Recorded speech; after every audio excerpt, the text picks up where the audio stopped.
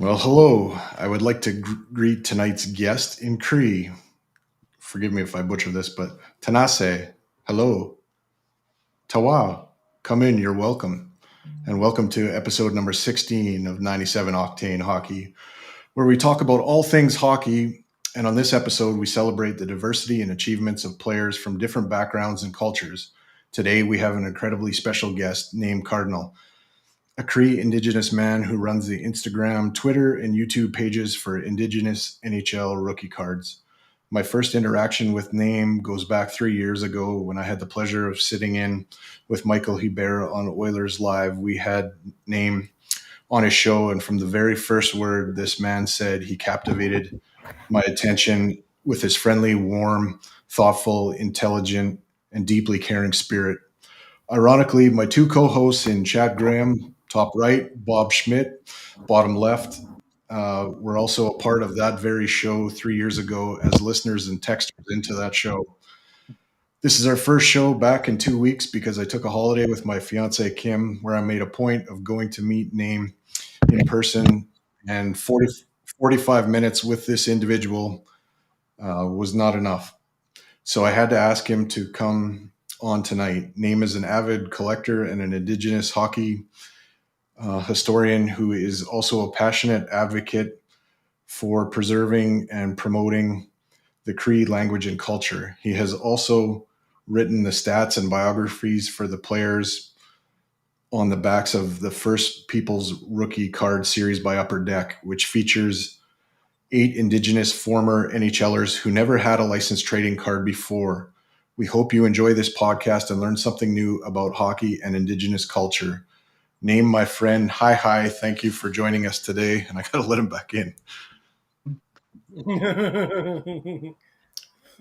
You're back, buddy, and hopefully you heard some of that intro.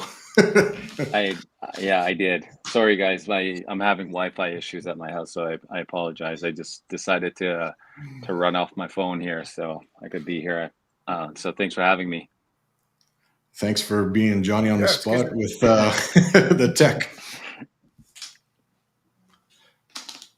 I've got lots of questions for you, but I'll let Chad and Bob take a few first. Sure. Well, actually, that's weird. Oh, go ahead there, Chad. Bob. No, Bob, don't let me step on your toes. By all means, you go first. This never stopped you before, Chad. Okay. Yeah, like Dursa, you alluded to it the last time with Naim was on Oilers Live, and then both Chad and myself, I think, were texting, and I think I actually called in as well for that episode because I remember bantering back and forth with Naim because we come from a similar area originally. Like you're from Tall Cree originally, is that correct, Naim? Yeah, I mostly grew up in Fort Vermilion. Fort Vermilion, that's right, where I was born. Yeah. Probably only about 80 years before you, but whatever. That's And when did you move from there? Like where are you at now? I live in Kelowna, but I moved away in about 2002. Okay. I moved to Edmonton, went to university, and then I just stuck around there, and got to Kelowna in January of 2020. Yeah, but you're growing up years in the Fort Vermilion area was the illustrious Fort Hawks, which I've had many battles against. Darren Smith and the Menine boys and and Dino Flett and what have you. So I'm sure those are some names that strike a chord. But I'm so glad to hear that Dursa reached out to you again, and to get a chance to talk to you again is going to be awesome. So welcome back. Oh, thank you. I appreciate the invitation to get back here, and also, yeah, all those names just all ring a clear bell. I watched all those guys playing hockey in the Ford Arena growing up, and the Ford Hawks were pretty important and popular team in my community when I was coming up. Actually, that's a question I had for you, Naim. Is how were the Fort Hawks looked upon in Fort McMillan? Like, was that something that you hockey guys kind of looked up to that team? Was that a goal for a lot of the local guys to be able to make the Fort Hawks and play for them in certain tournaments and what have you?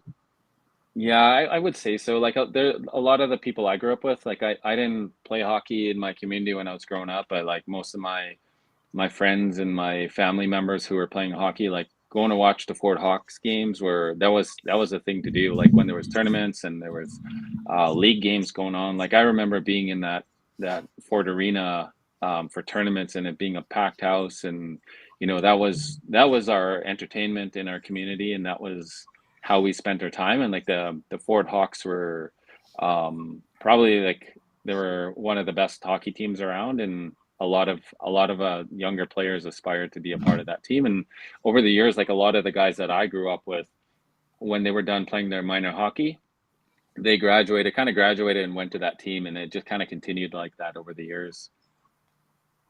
Oh, they were legendary. We always called them the Montreal Canadiens of the local league because they just had that kind of that aura about them. But also to the point, like we hated them, like so because they were like our number one rival for every tournament we played, and especially up in the Challenge Cup, and the Fort would come over there and try to take that title away from us. But always good battles. And then years later, in Grand Prairie, I was just playing in the Industrial League there.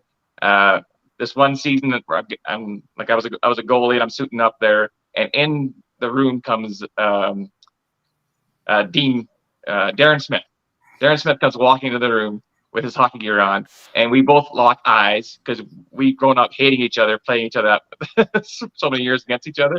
We both locked eyes, and all of a sudden we just smiled and laughed, and we sat beside each other that whole season and just exchanged war stories back and forth. It was really interesting to see how they viewed us and how we viewed them. We were able to swap those stories back, and we always say that we hated them, but I think it was kind of like a respectful hate per se, right? Because you knew they were going to give you a run for the money, and both of us, we just did everything it took to win, no matter how many lines we crossed at those moments, right? So. Yeah, and I grew up watching Darren, and Darren was a very well known hockey player in our community, and he's probably one of the better players to come out of our community, and he's just kind of like one of the, like, I guess players you could say was like a backbone of that hockey team. 100%. Well, he was the franchise player. I always thought him as a franchise player. Just a wicked shot, wicked speed, great hockey sense, and one of those guys who did whatever it took to win, whether it was mind games or physical or what have you. Like he was a legend to the point, like I said, we hated the guy. Yeah. All right, Chad, fire away. Are you sure? Are you done? No, I'll interrupt you. That's all I'll do.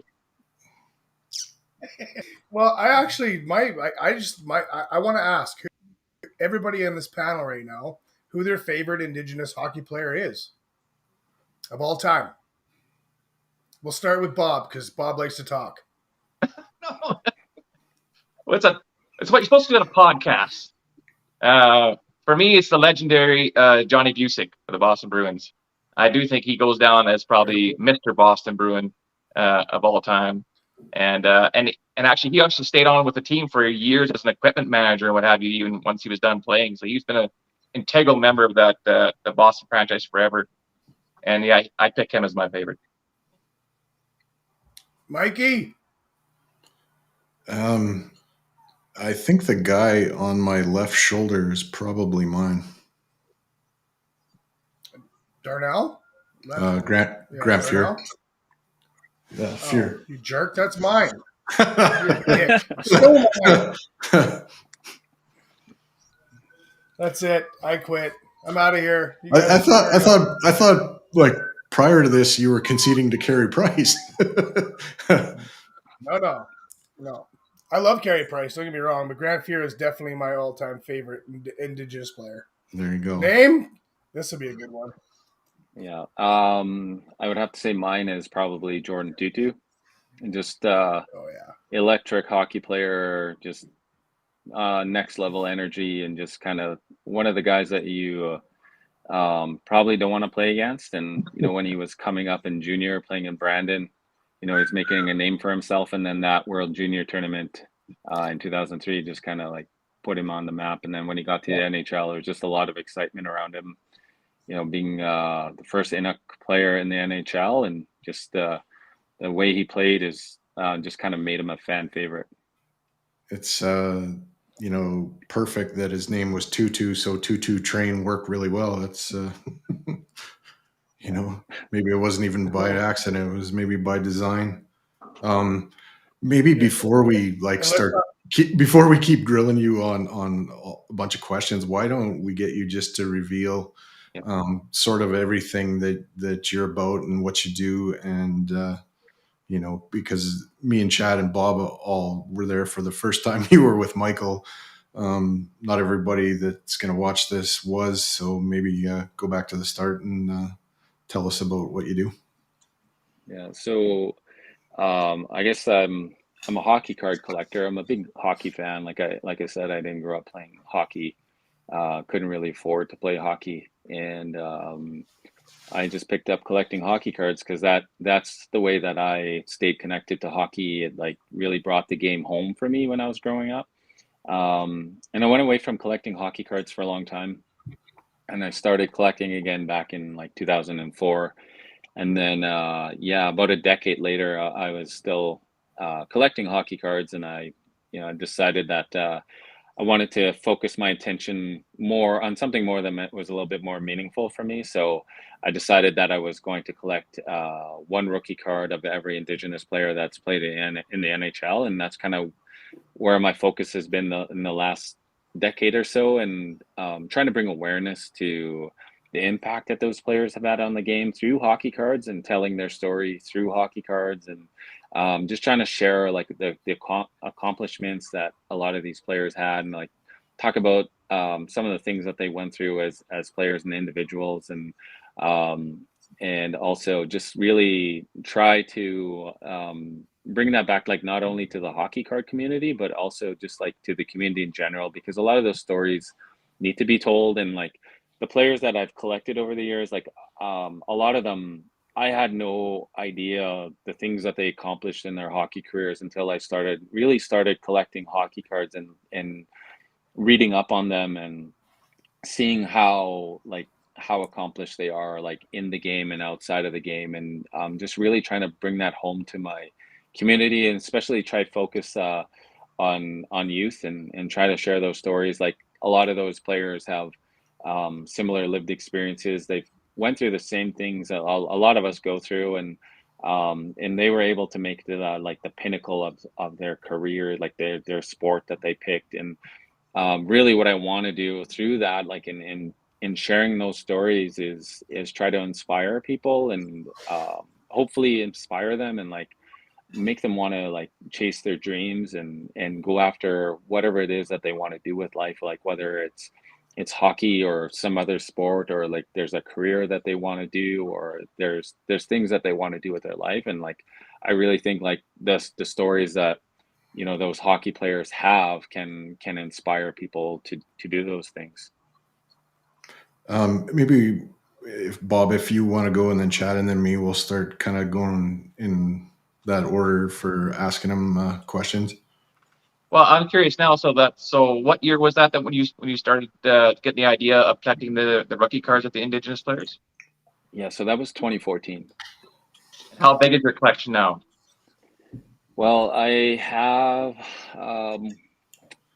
think I have about 104 different players in my collection or so.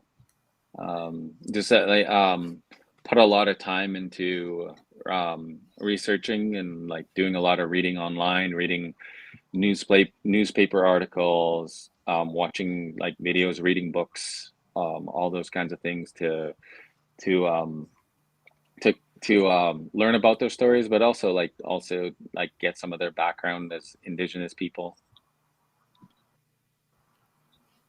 Amazing. In 9 years. Yeah, in 9 years, yeah, and it's like it's ongoing, so it never really stops. Like I'm always looking up different players and re-looking up players and looking at different players' careers, and like I'm always learning stuff. Like I don't claim to know everything, and I'm always just ready to learn. Well, Chad claims to know everything, so I'll let Mr. Know-It-All ask you this question. Listen here. Nobody asked you, Bob. Not one person. What do you think about our goaltending coaching in Edmonton?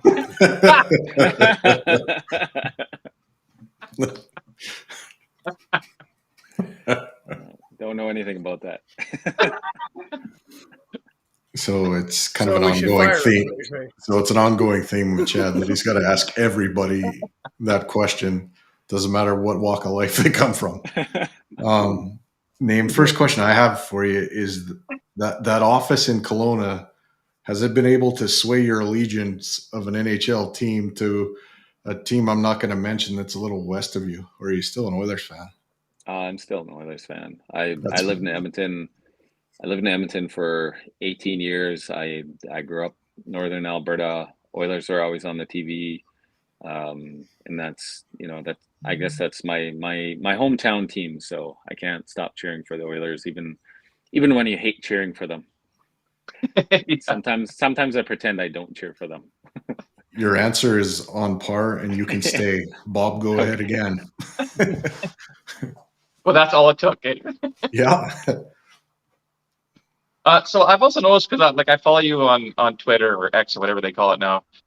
There's lots of times where you have extra cards or people send you cards, and then is that one of the things that you do? Is you hand them out to kids and what have you? Yeah, so a couple of years ago, during COVID, when things were kind of starting to straighten out again, and people were starting to open things up a little bit more, and I knew that there's a lot of people that really wanted to like start doing hockey camps again. So I asked people to send in donations of just regular hockey cards of Indigenous players, and what I do with those is I send them to different hockey camps across the country, Indigenous hockey camps, and I get the coaches and the organizers to distribute them to the kids, kind of like on everyone's behalf. So I make up the packs of the cards that are sent in, and they're essentially donated to kids all over the place. Chad, you got another goalie coach question?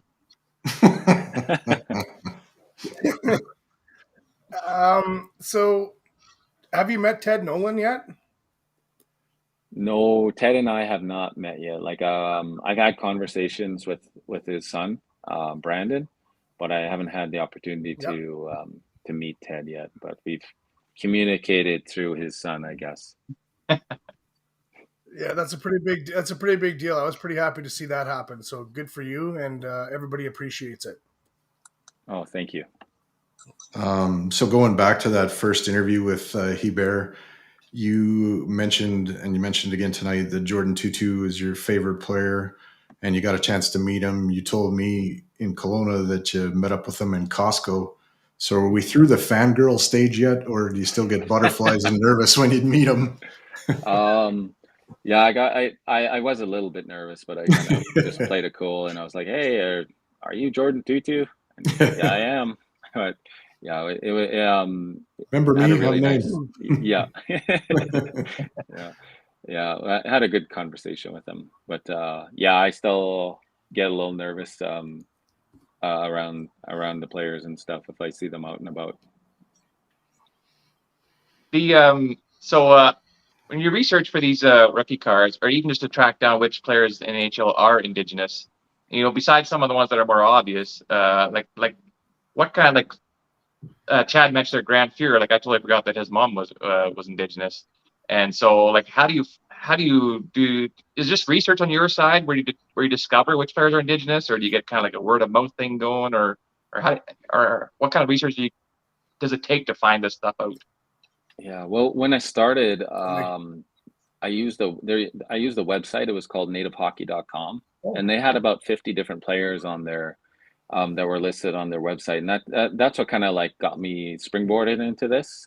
But I would always Google like Indigenous hockey players, Native hockey players, Aboriginal hockey players, just like trying to use keywords like that, and finding different websites or media sites where there was different articles, or even like there was message boards where like people would list players who they thought were Indigenous, and then I would put time into like I would take those names and then I would put time into trying to find out if they were or not, and like whether that's like um, finding out through the internet or like connecting with people who might know them to verify that. But over the years, like a lot of people have started reaching out to me and bringing names forward. And once it's verified, like I try to vet every single player as best as possible, and then add them to my collection.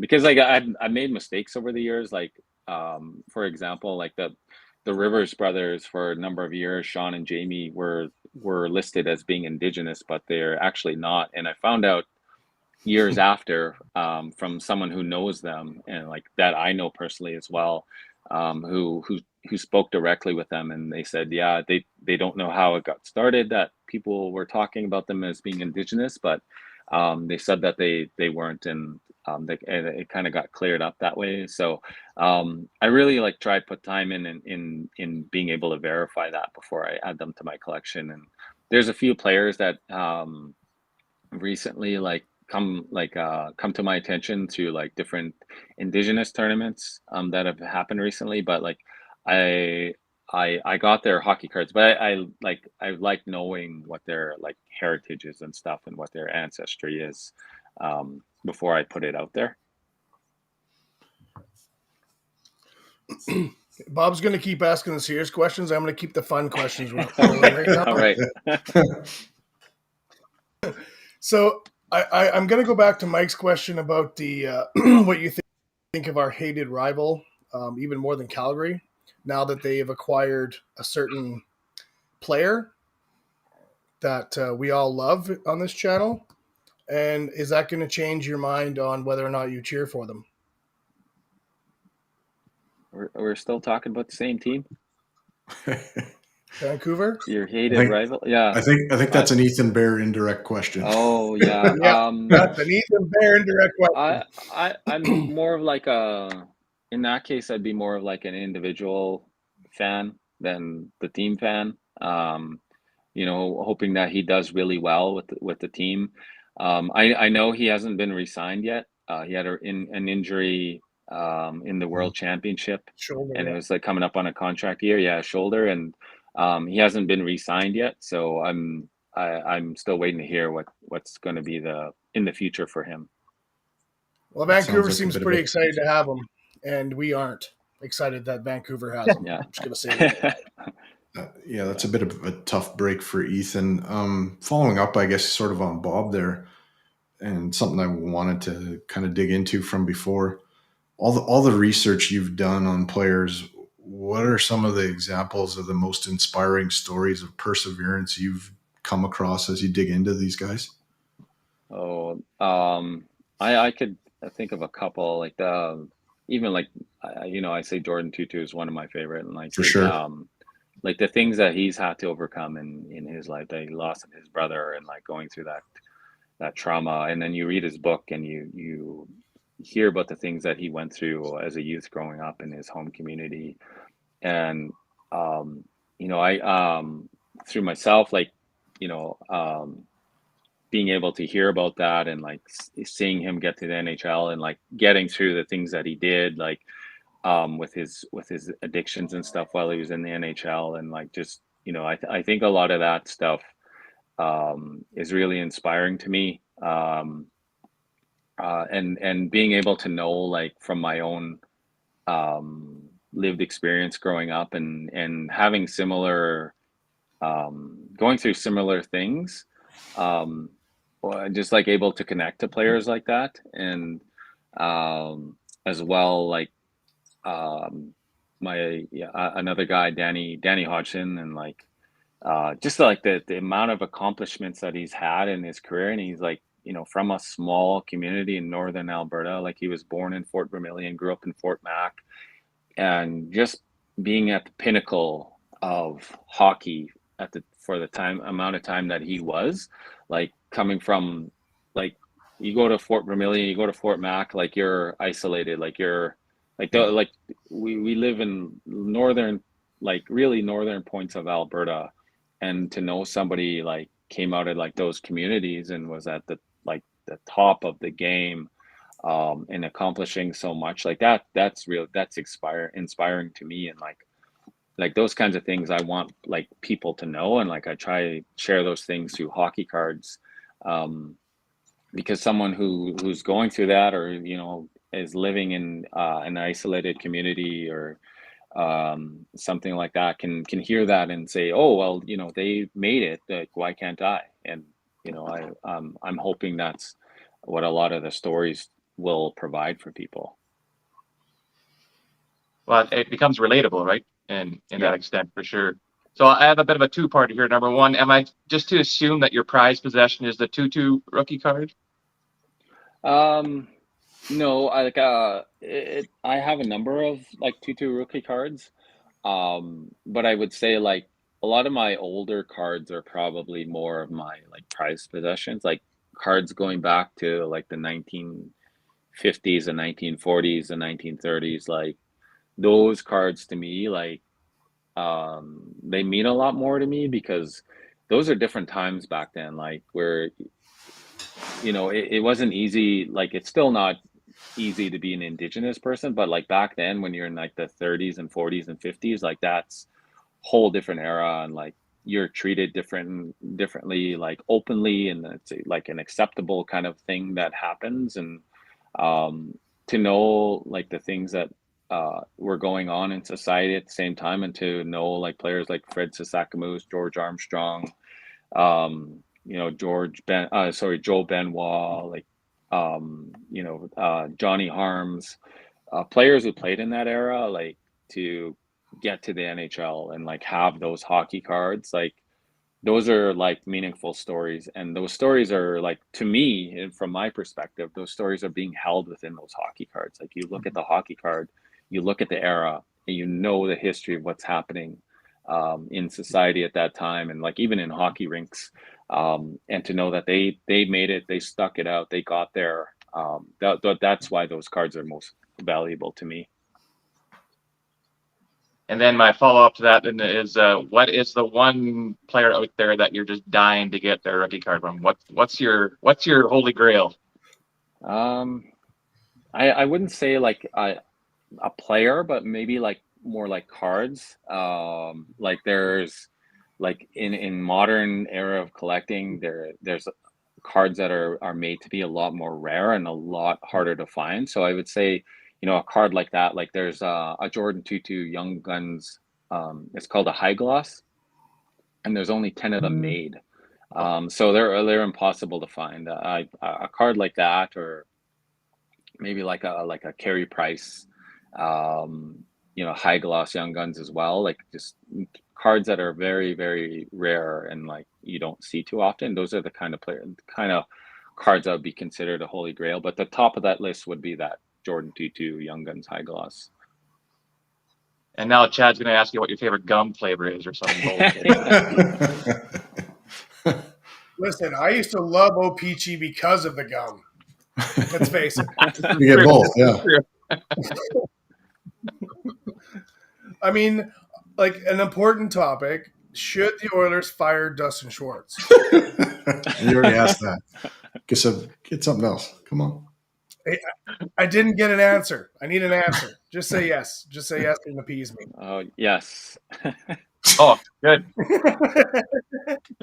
Good point, Naim. Actually, Good on point. a serious note, as an Oilers fan, how do you feel this season's going to go? Do you think this is the one? Oh, so hard to say. There's like, you have a look at last season and the things that were kind of holding the Oilers back, and you're wondering like, did they um, fill some of those areas that need to be filled going into the upcoming year? And like one of those is obviously, I think, goaltending. And the goaltending could go either way. There's a lot of potential there with the current goaltender, but it's still young, and you never know what way their career is going to go. I'm hoping that they'll like develop into like, the kind of goalie that the Oilers need, but I guess just only time will tell.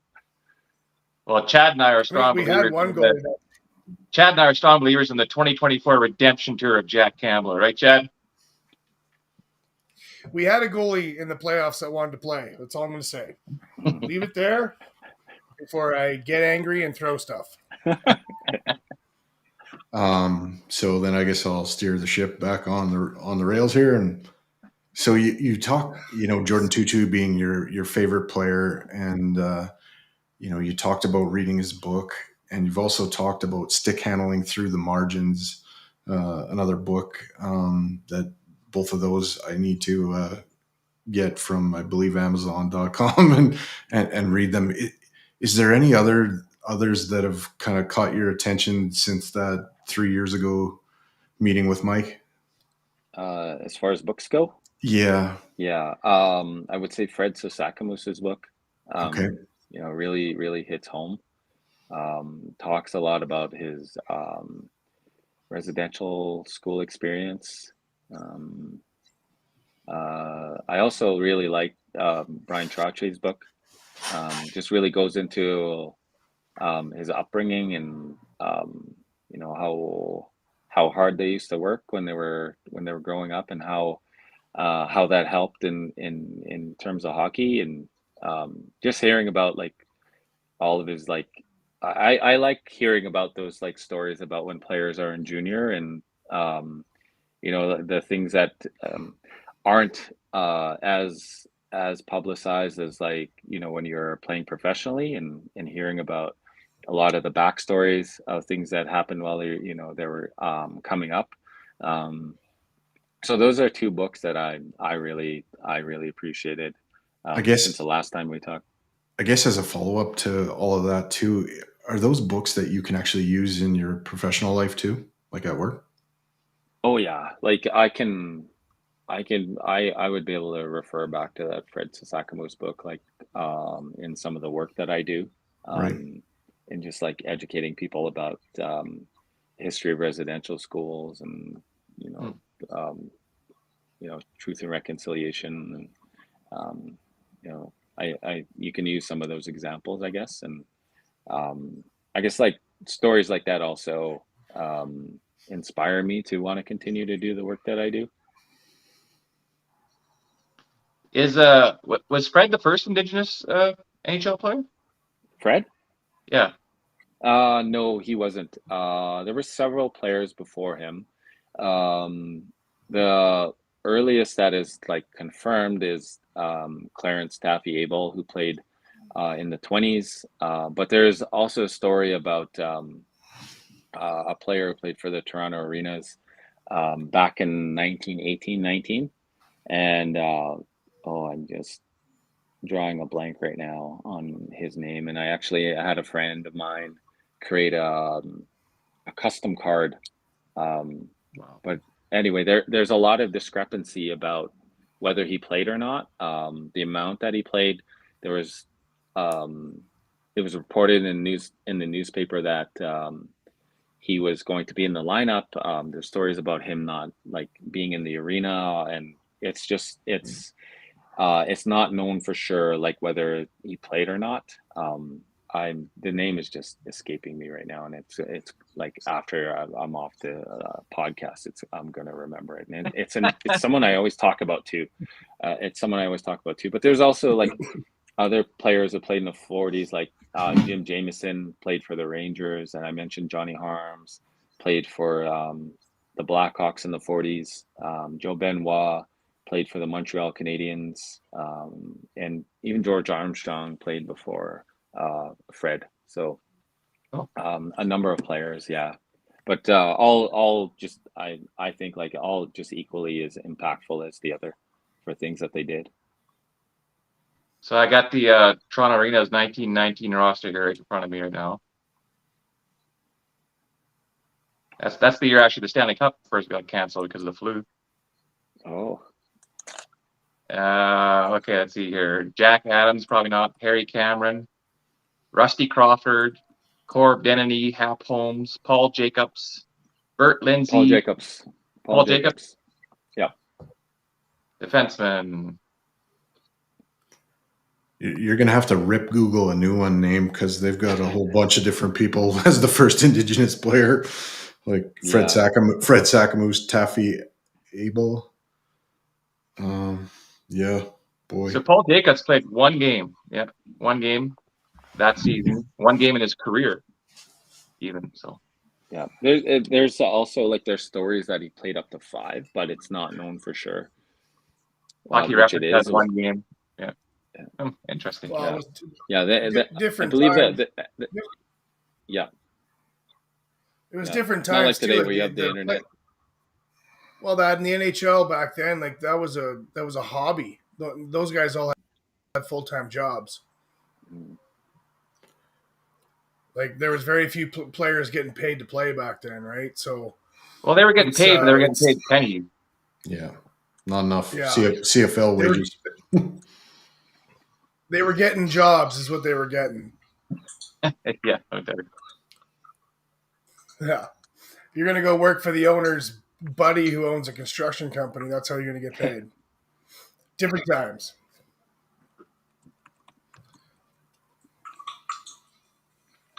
What's your next question, Chad? Oh, you know my other favorite? I'm just a fan right now, but my other question, or not a question, but my other favorite Indigenous player is TJ Oshie. I love that guy.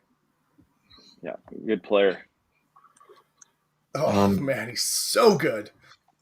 I got a 2-part question. Is the collection complete, and is Carey Price still the most valuable financially card that you possess? Yeah, I would say that the collection is complete. Most like the player, like I just usually just wait for players each year to come in the league and get their first card now. As far as I know, it's complete, but at the same time, it's always growing too. So, like there is, going back like last year, I found out about another player named Mitch Lamoureux, played in the 90s, played a handful of games in the NHL, and had to pick up one of it. He doesn't have an NHL card, so I had to pick up one of his junior cards for my collection. But there's always like situations like that, and like where I'll go back and find someone, but I'll also be waiting for someone to come into the league and get their first hockey card. So it's always growing. But I would say like that the Carey Price is probably not the most valuable card in my collection anymore. I do have some pretty rare stuff, but like the prices of cards it's always fluctuating, so it's hard to say like from one week to the next when what your card's going to be worth. So I usually try not to pay attention to like what they're worth, and just try to appreciate them just kind of for what they are. But I do know some of them are worth quite a bit.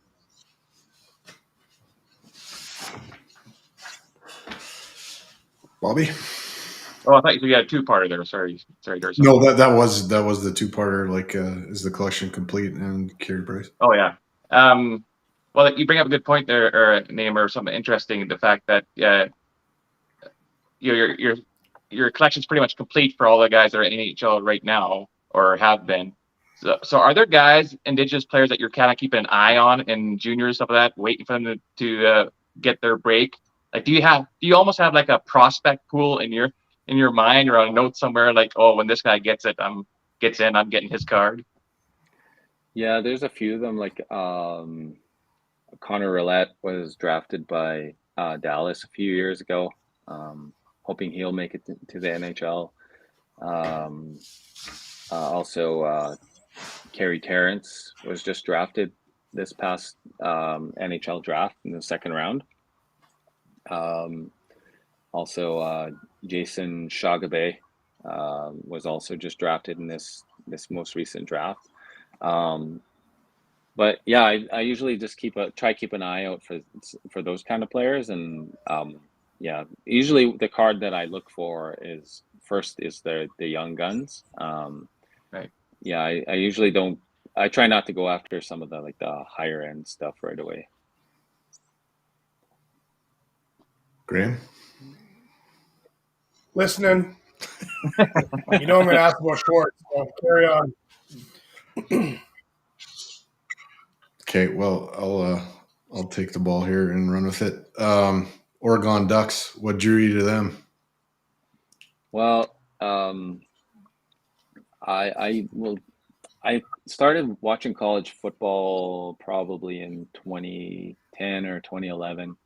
I didn't really know a whole lot about football. I just kind of like fringe fringe fan, and like I had no clue what was going on on the football field. And I started playing flag football one year in Edmonton, and I had a friend who played, and they just invited me out, and I really enjoyed it. And I started learning about football and watching it a lot more. And um, I watch a lot of college sports, so I watch March Madness every year. Pay a lot of attention to college basketball, and I wanted to start watching college football. So I just turned the TV on one weekend and was watching a few games. The Oregon Ducks were on the TV, and my background is like as a basketball player, so I was watching them, and I really felt that the way they played, like the high scoring that they were doing, just getting up and down the field was kind of like basketball to me.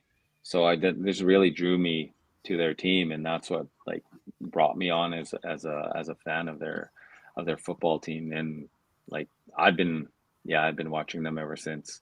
I got Really like another. to yeah. I got another one on the same subject, kind of, but I was not expecting that answer from you. I thought it was just going to be the bright colors of their uniforms and stuff that really stand out. Yeah. So on that, you're in Kelowna, they're in Oregon. Have you seen a game live? Have you went down there? Yes, I think I've been to 5 games. Wow. Yeah, down in Oregon. Um, Yeah, I usually try. I've been trying to get down to Eugene every year, which where they play Eugene, Oregon. I obviously couldn't travel during COVID times, but got to got down there last fall. Hoping to get back again this fall and go catch another game. But I've been to about 5 of their games down there. I Good. love it down there. Like the atmosphere at a college football game is like nothing else. Like the tailgating, like the energy in the stadium, like the just like all the things that are going on, like the whole ambiance of the game itself, and like the fans and hearing like banter and like cheering and stuff. Like there's nothing like it. Actually, that's a pretty good segue to my question here. Was have you ever thought about taking your card collecting thing in towards other sports? I have a little bit. Like I've dabbled in collecting basketball and football, but I just never enjoyed it as much. Hockey is like for me, like even though I grew up playing basketball, but like hockey for me is like the first sport that I ever loved. And when I collect hockey cards, I think about those times when I wanted to be out there on the ice, and that like looking at that hockey card is how I got on the ice. Is looking at that card and seeing the player, and that's what keeps me collecting hockey cards and like staying focused on it. Even though like I played all other sports, and I really found success in like playing basketball over the years. Like hockey was always like that was like my first love, and that's what takes me back to when I was a kid. Do you do research though on say other Indigenous athletes in other sports as well? A little bit, not as much. Like, if someone brings someone to my attention, I'll just like kind of check into their career a bit, and like, Okay. just like say, oh, that's pretty cool. I didn't know they were Indigenous, and it's yeah, but it's nothing like what I'm doing with hockey. Yeah. So Kelowna Rockets versus the Blazers. Who? I'll cheer for Kelowna. Yeah, it's a bit of a rivalry Okay, here. Tiger Woods versus Phil. Who you picking? Tiger Woods now or Tiger Woods 20 years ago? Whoa, there we go. Good. That's a great question. Okay, Tiger Woods prime, Phil Mickelson prime. I'd probably go Tiger. Attaboy. See, we're friends. Yeah. Yeah. I had to make the difficult decision on who I could see when I was in Kelowna, because prior to you, we had Paige Norsey on the show too, and I just didn't have quite enough time to arrange to meet you both. But the next time I'm down that way, I need to meet your whole family, Naim, the wife and the three little ones, and I look forward to it. That could end up being a pretty frequent kind of thing, because Kim's family has property in between Sicamous and Salmon Arm there. I think it's Mara Lake, if I'm saying it right, and not far from you, really. It was Yep. a fabulous 45 minutes we spent together.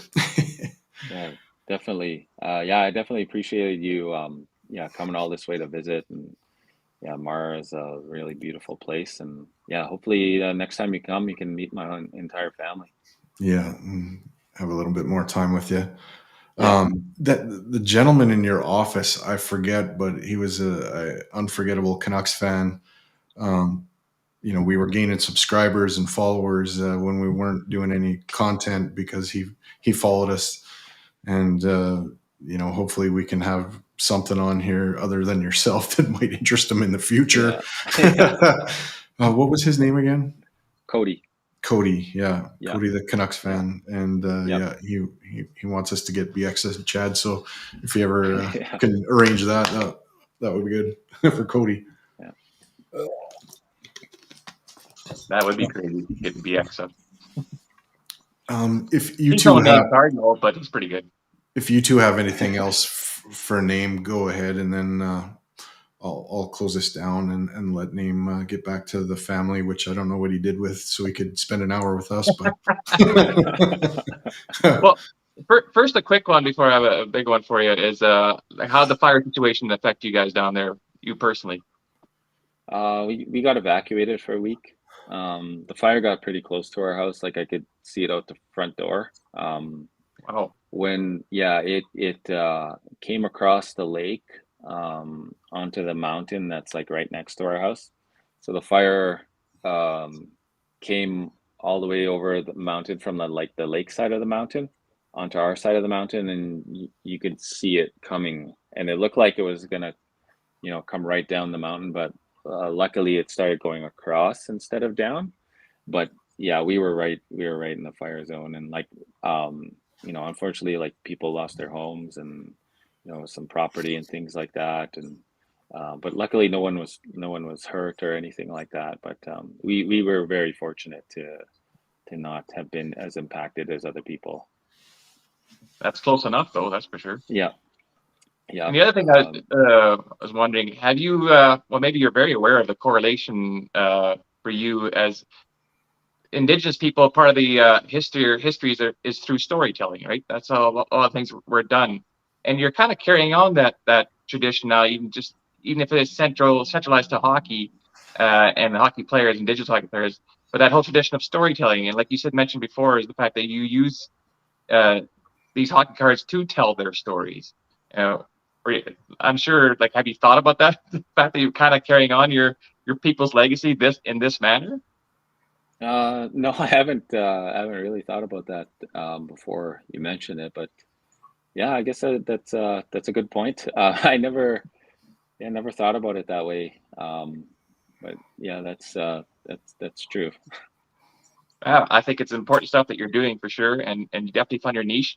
I've seen all through social media that you've been able to tell your story and share your experiences and share these players' experiences on a lot of different venues. So congratulations to you, Naim, and a very good pleasure here to have you again on the show. Well, thank you. I just got to say, like, the experience has been very like humbling for me, and like yeah, just like it's been amazing, the things that have happened because of hockey cards for me. And you know if I told myself 10 years ago when I started this, like that's what would happen, I probably wouldn't believe it. And I feel very fortunate that hockey cards have done so much for me, and like including bringing me here. So I'm just really lucky that I got to do the things that I get to do. Well, I hate to say that I agree with Bob because I hate agreeing with Bob, but you're a pleasure to be to have on this podcast. And to not believe what you've done is you wouldn't have believed that 10 years ago or 5 years ago or whatever. Is I don't believe that because I think you work hard and it's showing. Um, Great job, and I can't wait to talk to you more. Oh, thank you. So I'll close this down, and I got a kind of a big warm fuzzy speech to say about your name, but I guess I need to take care of some business first for the network. Some pretty significant news. If you haven't heard, Michael's Oilers Live show, along with Dash and the Fantasy Hockey Hacks. So Michael and Dash on Tuesdays will be a part of Edmonton Sports Talk. So their show will get kind of rebroadcasted through the Dustin Nielsen kind of venture there, Edmonton Sports Talk. So that is going to give them a pretty significant boost, as well as so that's going to happen, I think, their regular Tuesday 9 o'clock time schedule, and Wednesday nights, I believe, at 9 o'clock as well. The same thing is going to go down for the Fantasy Hockey Hacks guys. So congratulations to them. That is huge for them, and that is really going to help them propel what they're doing already forward. Us here, we're going to keep doing what we do, usually Thursday nights. I'm looking at maybe in the morning, since I take my son to school right now between 7 and 7:30, kind of doing a brief like morning show from 8 to 8:30.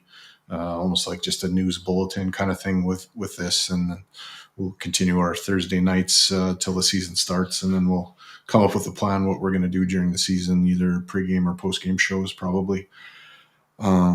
So without all that being said, and I guess the other thing is that there's tons of articles going on heavyhockey.com, almost one or two or sometimes three a day. Now, I think the goal was for the writers to try to get an article a month, but it seems like everybody's ramped up that, and so there's lots to see and do on heavyhockey.com. Thanks for listening to 97 Hockey, where we talk about all things hockey and celebrate the achievement tonight and every day going forward of Indigenous players. We hope you enjoyed this episode, learned something new. We want to thank our special guest, Mr. Naim Cardinal from Indigenous Rookie Cards, for sharing his passion and knowledge with us. You can check out his amazing collection of cards and stories on his website, or follow him on Instagram or on Twitter. Naim, you are an inspiration to us and to many young hockey fans out there, near and far. We appreciate your time and generosity. As we wrap up this episode, we want to say a few words in Cree, the language of Naim and many other Indigenous hockey players. Cree is one of the most widely spoken Indigenous languages in Canada, and it has many dialects and variations. We are going to use some words from the Plains Cree dialect, which is spoken in Alberta, Saskatchewan, and Manitoba. To say thank you in Cree, you can say ni wan or ahai. To say hello, you can say wakai or tensei. To say goodbye, there is no direct equivalent in Cree, but you can say something like ikosa, maka, which means that's all for now, or ki tuan ka, I'm having a hard time, wap tin ao, which means we'll see each other again. So we want to say ni wan ahai wake tanse, ikose maka ki te wam ka wapam et now. Thank you. Thank you. Hello, hello. We will see each other again. This has been 97 Octane Hockey. Stay tuned for more episodes and keep supporting Indigenous hockey players. Until next time, keep your sticks on the ice and keep reaching for the stars. And go Oilers, go. Ki ta wam ka wapam team.